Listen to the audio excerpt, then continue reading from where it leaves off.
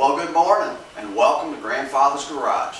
I'm Grandfather, and this YouTube channel is for my now 4 grandkids, Haneen, Roland, Una, and Helena. Good morning, kids, because they live too far away to come spend every Saturday morning in their grandfather's garage messing around. So this is my way of bringing the garage to them with all of its projects and some of life's tidbits. We're going to build stuff, repair things, do some fishing, take some field trips, all so I can share some time with them. We're glad you could join us, so let's go see what we're going to do today in the garage. Come on. This week's project took a couple of days and involved cleaning up a space next to the pool, expanding our pool deck area, and upgrading a cover fence to hide the generator.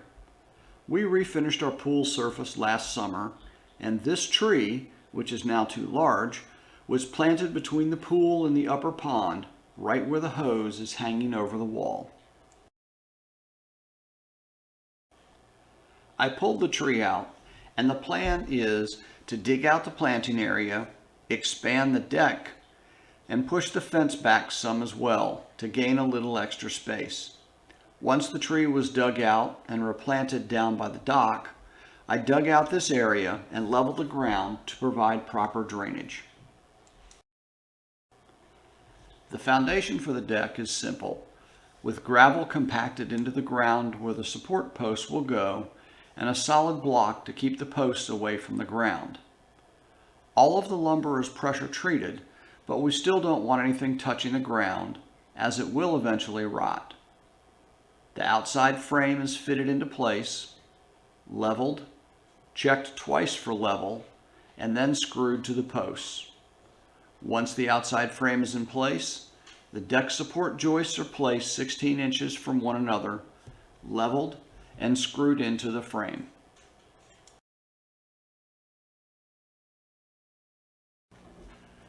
For this project, I use composite decking with the side grooves for T-clips. I really like these clips because it speeds the construction process and also saves a ton of stainless steel screws. Normally, I have 2 screws through the deck board at each support joist. Each deck board would have about 12 to 14 screws in the surface. With these clips, there's 1 clip between each deck board on each support. At the outside edges, we still place stainless steel screws where the clips don't fit. The finished surface of the deck looks so much cleaner and smooth without all the extra screw holes.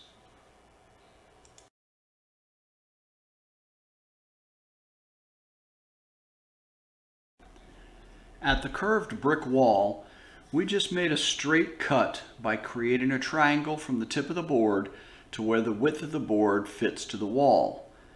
This saves trying to make a curved cut, and when it's done, you cannot tell the difference that it's a straight cut.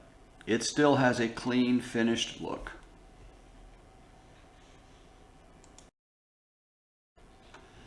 Knowing that we were adding a fence, the rear posts were pre-cut to the fence height. 3 cross braces were set for each section, and then pressure-treated fence slats were nailed into place.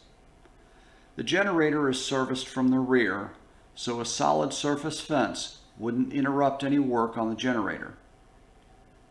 I staggered the fence height just to add some character to the fence, and then a piece of the slat board was cut for a cap and nailed into place on the top. I replaced the copper caps. These are available at the hardware store and just glue right into place. Behind the far end of the fence, I created a little changing area for removing wet bathing suits. I got a little creative here and made a Shou Sugi Ban walkway and bench. Shou Sugi Ban is the Japanese term for burning wood to preserve it. Typically, they will burn the wood until it has an alligator surface, but I like to burn it just for the character in the wood. I built the walkway and then took a torch to it. In these short videos, you can see how the process works. I use a small torch so it's just watching as the torch burns the wood and moving gently with the process. It takes some patience and paying attention to get an even coloration in the wood. You can go back and add to lighter areas if needed.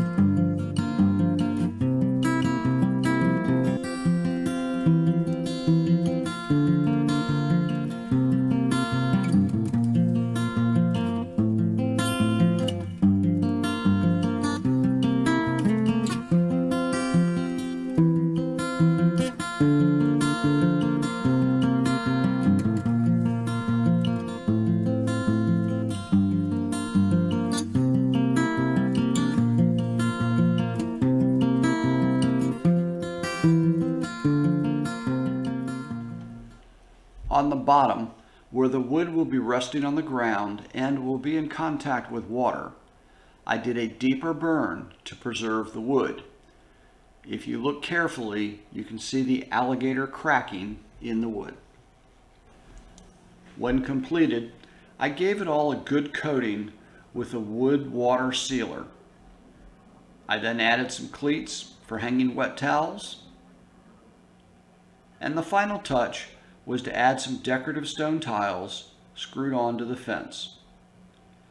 The pressure-treated wood will eventually gray out due to the weather, and once it has grayed out and dried, I'll come back, power wash it, and then give it a good coat with another sealer.